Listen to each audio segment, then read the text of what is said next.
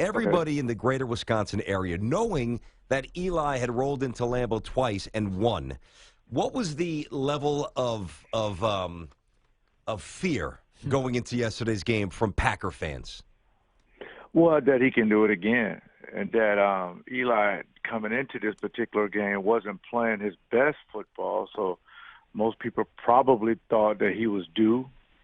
But if you look at the optics of it all, they had beat these guys before.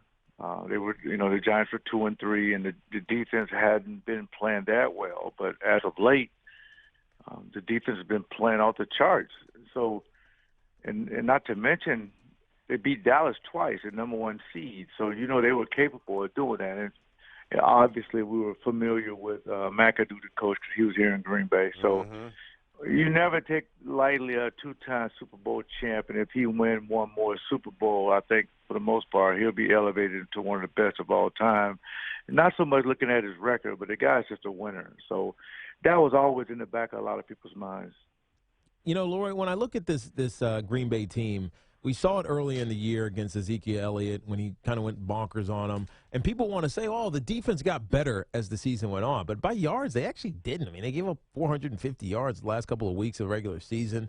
And it's been more of what Aaron Rodgers has done. What's been the unifying force that's made this Green Bay team turn around so quickly at one point where we thought the season was going to kind of feel lost?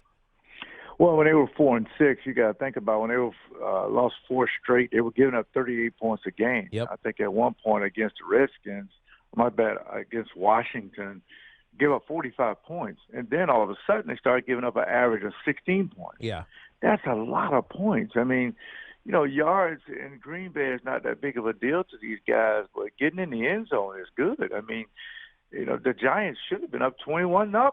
Yeah. But if you look at the score, they were only up 6-0. And at that point, you feel like you still have a chance, especially when his words, not mine, Aaron Rodgers was just bad the first quarter, even the first half. And then all of a sudden, that Hail Mary, kind of got him going, and they changed a few things. But, it's just one of these things now, winning 7 straight, you had to play, kind of uncustomary defense. And that's basically you need Matthews and Peppers to cause fumbles for you to win the game. And they did that, and I think that's the most part. That's what they've been relying on. Yeah, no, it's funny because you say that, and I get that sense as well. And so Aaron Rodgers' numbers have been ridiculous with 19 touchdowns and no interceptions. But are we, in some ways, overrating this team? No, I don't think so. I think they've earned their way back. I think they are what they are. The Giants were the best team that was balanced in the playoffs, where your defense and offense were together. And you feel like if you beat the Giants, you really have a good chance of going to the Super Bowl. And that's what everybody's been thinking. Talking to the active players, the retired players, and even some of the young men around the state who had their own radio shows. You feel like this was the toughest game this weekend. I mean, if you look at all 4 games, they were all blowouts. But this was the one game you did not think was going to be 38-13.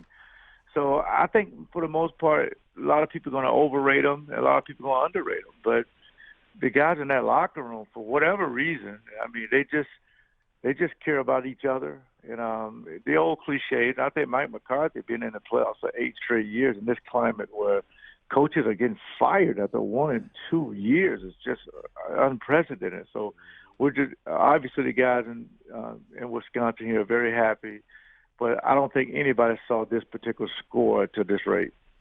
Talking to LeRoy Butler, former great Packer defensive back. He was on honorary captain yesterday at Lambeau. LeRoy made the case, and to be honest, I didn't really have to sell it too hard, at least in my opinion. I think Aaron Rodgers is the most talented quarterback of all time. Not accomplished. He's not number 1 all time. That's still Brady or Montana. But in terms of pure arm talent, IQ, and quickness and the ability to stretch it out, who's better than that guy? I just think that he's comparable maybe to Steve Young, because Steve Young was one of the few guys. His passer rating was fantastic, but the guy at one point was completing over 70% of his passes. And the optics to see number 8 running around just had something in your mind. Now, you say Aaron Rodgers, mechanics, height, he's only 6'1", 6'2", the way he delivers the ball, leadership, and not to mention have the ability to get a nice-looking old lady. That always helps, trust me. So with that being said, we've always had him high. So you can understand how we jump off of bridges when we look at some point during the season. He was last among all quarterbacks in passes over 25 yards. We have not had seen that. So for him to step up to the mic and say, listen, it's my fault. I'm going to get it turned around. I expect, it's a lot of wordplay there. I expect to run the table. And when he's done that, it makes you think you put him into the greats. And I think you're right on spot. Now, Dallas is a different animal. Obviously, they play sound and fundamental offense and defense. They're number 5, both in scoring and in scoring defense in the National Football League. Yep. They can control the game just by turning around and handing it off to Ezekiel Elliott. And Dak Prescott doesn't make a lot of mistakes, especially at home. Will that magic that we're talking about, will that work on the road in Dallas? I think it will. You know why? Because they're relying on rookies. And these guys have never been in these kind of games of this magnitude. Most of these guys would be in bowl games. I mean, Ezekiel Elliott, now he's played in some big games, but Dak Prescott, also has done that as well. But, their defense is based on how good Sean Lee is playing. They have a Hall of Fame tight end, Jason Witten. I think I may be the only guy in the history that can cover that guy. That was a joke, obviously. They just have everything. They don't hurt themselves. Yeah. They really don't. Most teams give you some gifts here or there. They don't do that. Yeah, but their defense isn't that good. I mean, the Giants beat them twice, and the Giants' offense isn't even that good. You could put points up on Dallas. Come on. You can, but the problem is you don't have the ball. They eat up the clock with the running game and short passing game. And next thing you look up there, you're down 21 points. Now, if you look at the 2 games that the Giants played them, the Giants attacked them. They wasn't trying to hear about all this all-rookie stuff. And, best O-line, all that stuff. They don't care about that stuff. They wanted that focus, and they beat them. So that's 2 of the tapes, obviously, that the guys have looked at. LeRoy, what's happening with, I know it's obviously very early for a medical evaluation. What you got with Nelson and Montgomery? Are they going to play? They're going to be okay? Nelson, not so much. I mean, I think he has a rib injury. I would really think he has a couple broken ribs. I mean, whenever you see a guy gets hit like that and he rolls on the ground, unless it's in the NBA, I would think it would be something wrong. It just seemed like his ribs just are going to be a little sore. Now, Montgomery came back in the game, so I think he'll be fine. And that's been the issue all year. Guys have been stepping up. But for the most part, Mike McCarthy says, he's going to put together the game plan, assuming his starters are going to be there. That's why it was so good to see Randall Cobb have a game with 3 touchdowns. Geronimo Ellison, a lot of guys may not even know it, undrafted free agent.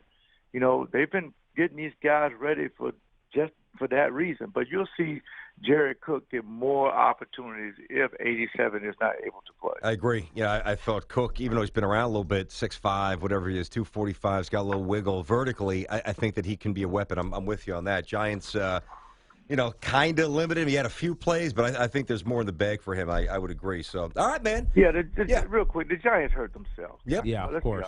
Odell Beckham had a chance to get 3 touchdowns to drop them. Mm-hmm. I mean, you have to keep this kind of stuff cut and clear. That's how you win Super Bowls. That's the reason why they lost the game. It wasn't up further. He did not step up, and they guys made a lot of mistakes, gave Green Bay some gifts, and they executed off of that. So that's one of the reasons. That's not the main reason, but that's one of them. And by the way, your all-star guys have to play. Yeah, listen, you were in the locker room, as was Tiki. I'm curious if you share the same opinion as Tiki. If you're a teammate, specifically on the other side of the ball, knowing where Beckham was down in Miami, the pictures, you got a problem with him or no? No, I don't care nothing about that. That has nothing to do with that. Just asking. Trust me, if I was there, I'd have been right there with him. Hopefully you get a few girls in the picture, though, LeRoy, No, I'd have been there for the shrapnel. They can get all the nice looking guys. I think 7, 8, 3s, and 4s. It's all right with me.